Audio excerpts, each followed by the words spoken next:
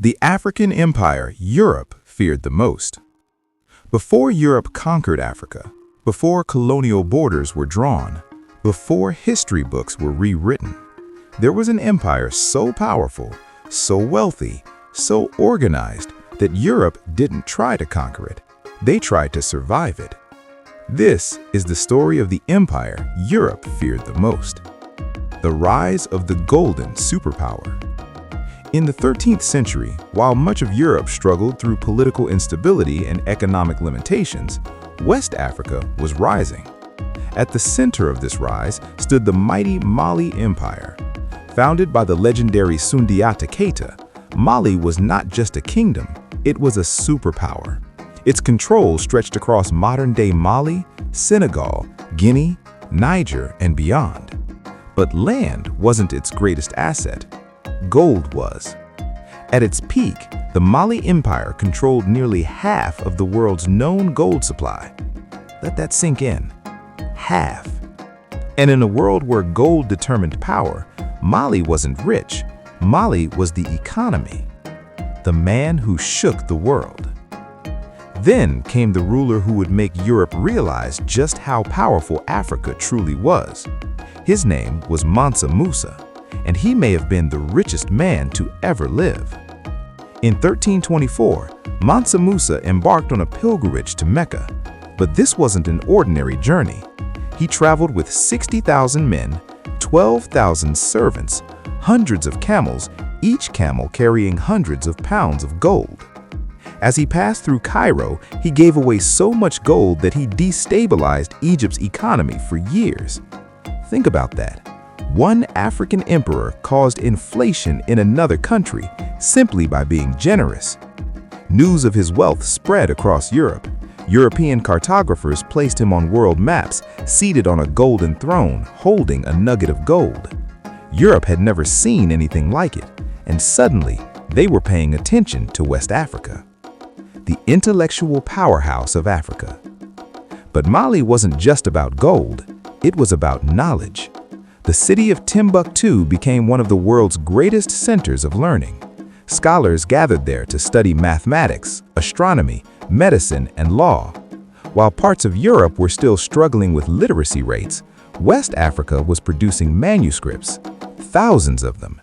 Libraries flourished, universities thrived, intellectual debates shaped society. This was not the primitive Africa colonial narratives would later describe.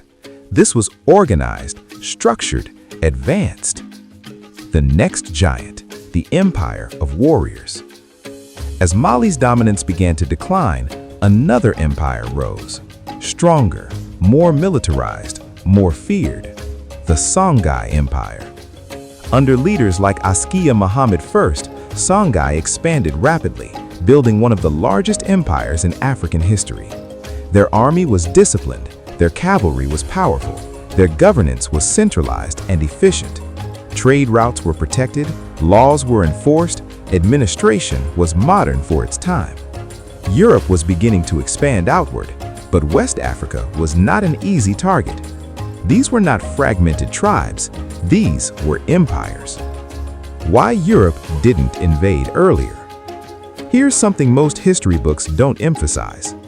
Europe didn't conquer West Africa during the height of these empires. They couldn't. Strong centralized leadership, massive wealth, military structure, control over trade routes. It wasn't weakness that invited colonization. It was internal succession conflicts and external shifts in global trade centuries later. When the transatlantic slave trade reshaped economics, when internal succession conflicts weakened states, when firearms technology shifted military balance, the power equation changed. But for centuries before that, West Africa stood tall. The erasure. And here's where it gets uncomfortable.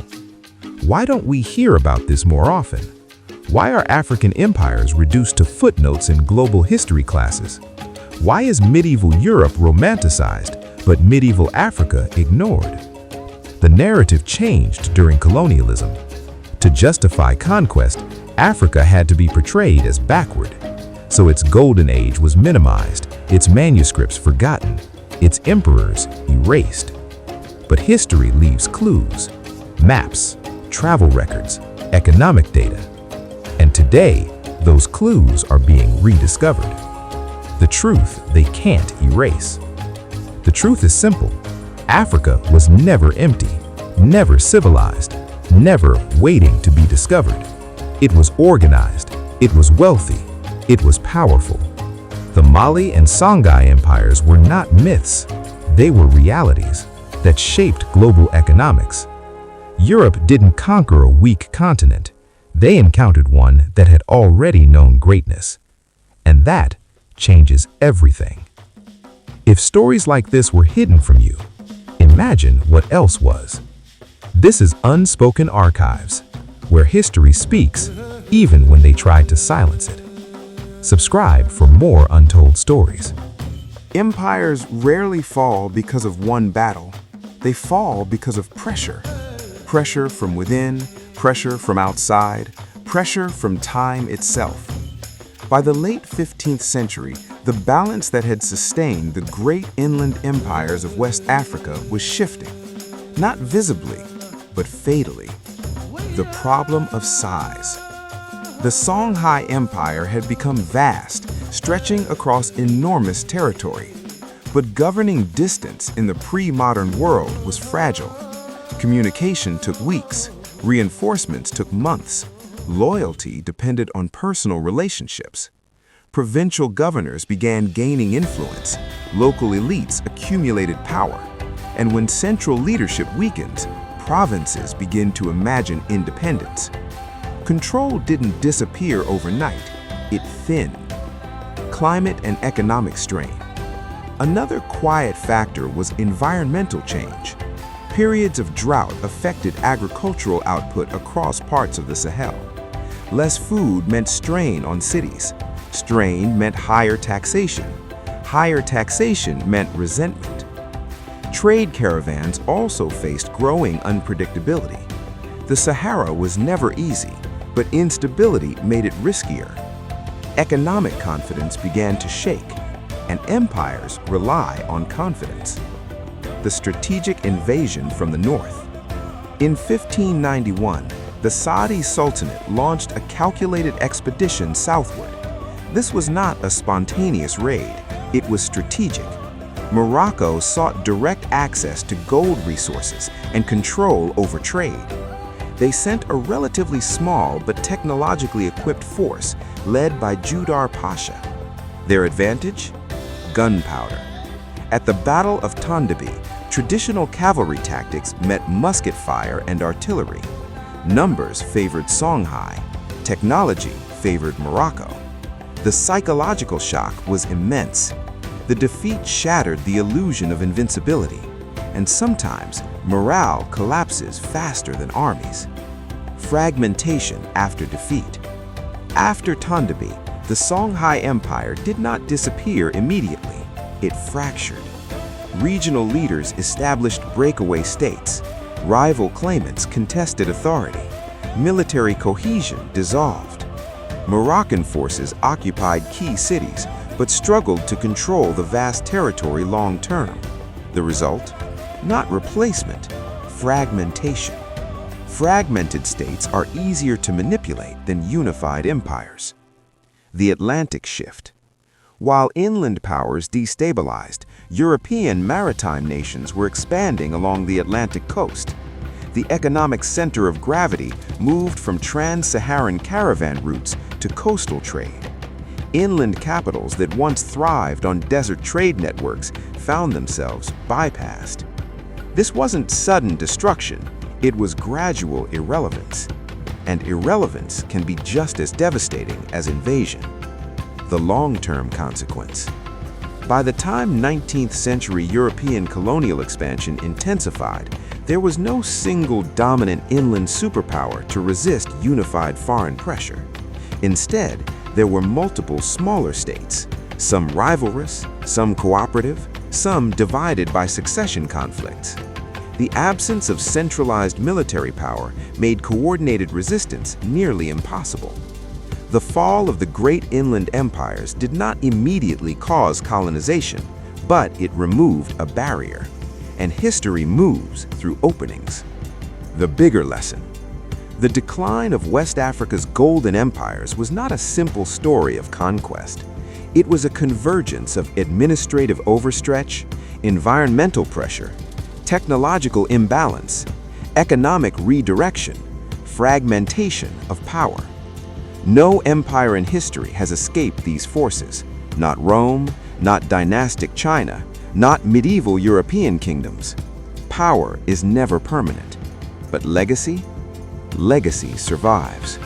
The manuscripts remain, the cultural memory remains, the historical record remains, and remembering restores balance to the narrative.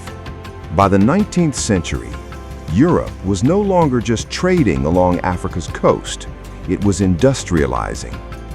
Factories demanded raw materials, industries demanded markets, empires demanded expansion.